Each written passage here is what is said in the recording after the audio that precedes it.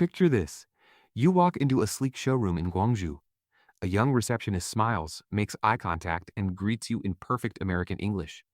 They gesture toward the demo area, walk beside you with an easy, relaxed stride, and answer your small talk like a seasoned host. Only later do you find out there was no human there at all.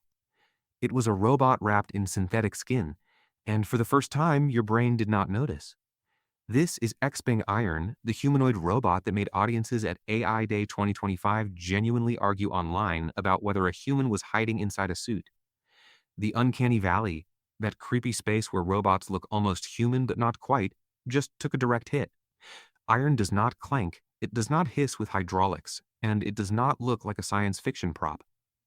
And here is the part nobody expected.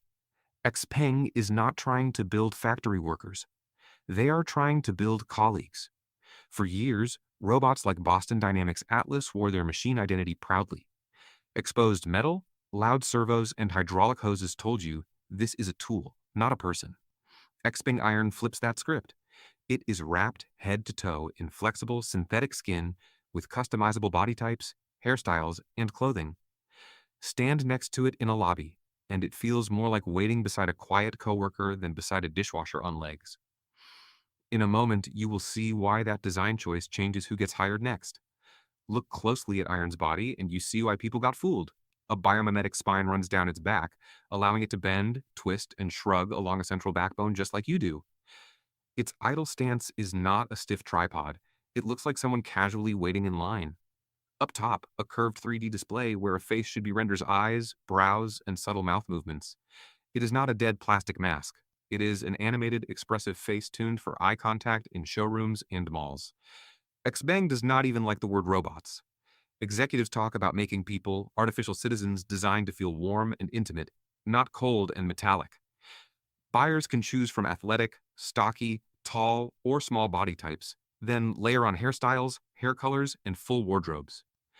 A museum iron might look like a friendly guide in casual clothes, while a luxury dealership iron could be taller, sharper dressed, and styled for a premium vibe.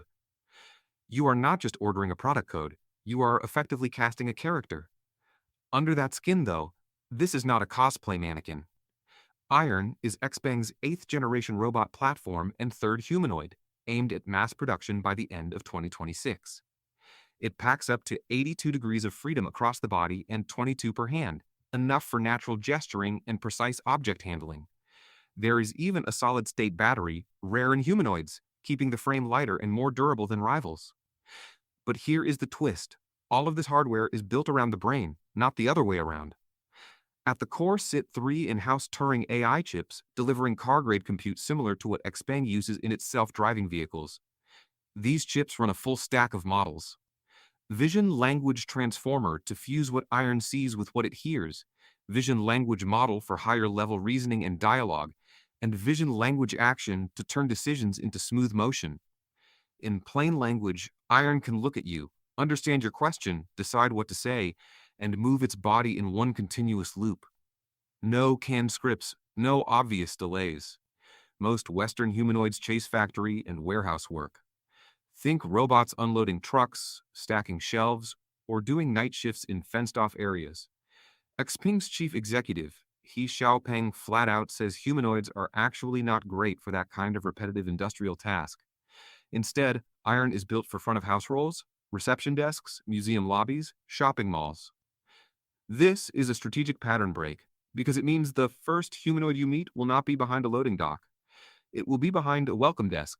XPeng's use cases read like a hospitality org chart. Iron as receptionist in showrooms and offices.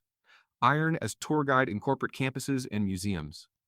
Iron as shopping companion and floor assistant in malls, walking you to products, answering questions, and handling basic service tasks. This is not science fiction. A previous generation already led tours at XPeng headquarters in Guangzhou, chatting with visitors in near-perfect American English. So why should you care if a showroom swaps a human greeter for a synthetic one? Because this is how normalization starts.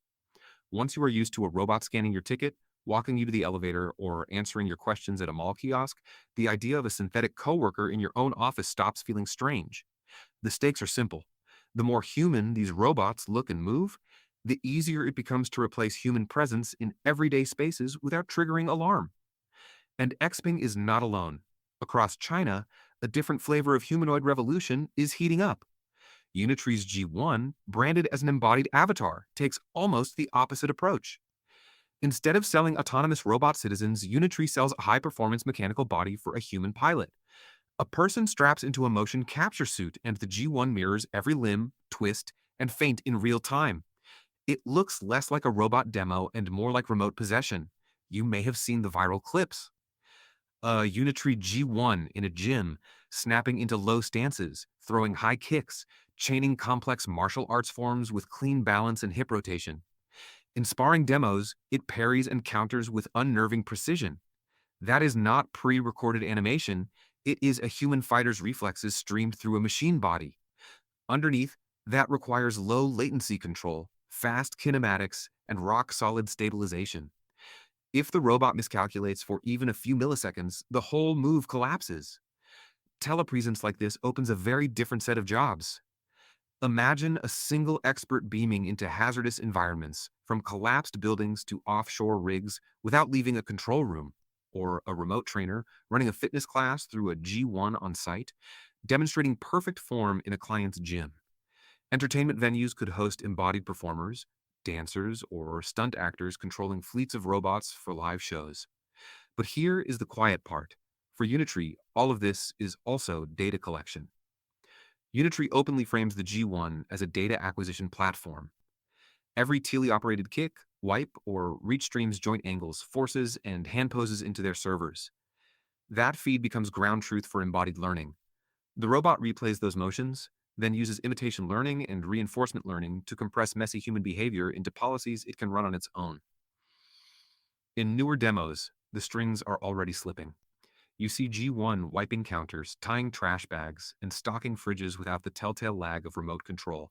Strategically, XPENG and Unitree are chasing the same end goal from opposite directions.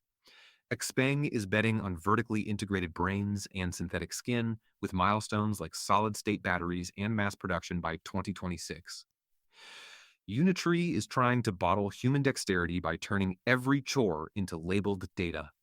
One path says, let us design the perfect artificial colleague from the top down. The other says, let us teach a mechanical body to be human, one task at a time, from the bottom up. Zoom out, and you see the real stakes. The global robotics race is no longer about who can make a robot that works. It is about who can make a robot that passes at a glance for one of us. When your receptionist does not call in sick, your tour guide speaks any language, and your shopping assistant remembers every product detail, the economics of frontline service jobs tilt fast. And we have barely talked about privacy yet. A humanoid in public space is not just a friendly face. It is a mobile sensor network. Eyes, ears, cameras, depth sensors, all tied into a powerful AI brain that can recognize faces, track behavior, and link conversations to identities. We do not yet have clear social rules or regulations for what that means. Who owns the data from a robot that greeted you in a hotel lobby? How long is it stored? Can it be used to train future models that act even more like you? So the billion-dollar question is not just, can we build this? It is, does anyone really need this, and on what terms?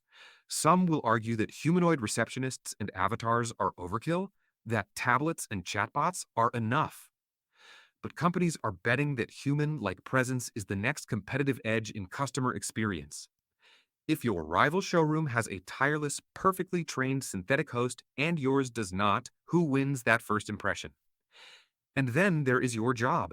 Maybe you do not work in a warehouse, so you tuned out the first wave of industrial robots. But front-of-house roles, reception, guiding, basic customer support, these are everywhere. As humanoids like XPENG Iron and Unitree's future autonomous G1 roll into showrooms, museums, malls, and offices, synthetic coworkers stop being a thought experiment. They become line items on staffing plans. The uncanny valley used to protect us. Robots that looked almost human, but not quite triggered discomfort, and that discomfort slowed adoption. XPENG Iron shows how fast that shield can fall when design, compute, and strategy line up. When the robot beside you feels like a colleague, not a contraption, The conversation shifts from can this exist to what rules we are willing to live under. That is the real frontier now. So, will your next coworker be synthetic? Will your kids grow up thinking it is normal to ask a humanoid for directions in a museum or help in a store? That future is not decades away. Companies are targeting mass deployments around 2026. The question is no longer whether AI and robotics can do it. The question is how fast we, as a society, decide to let them in.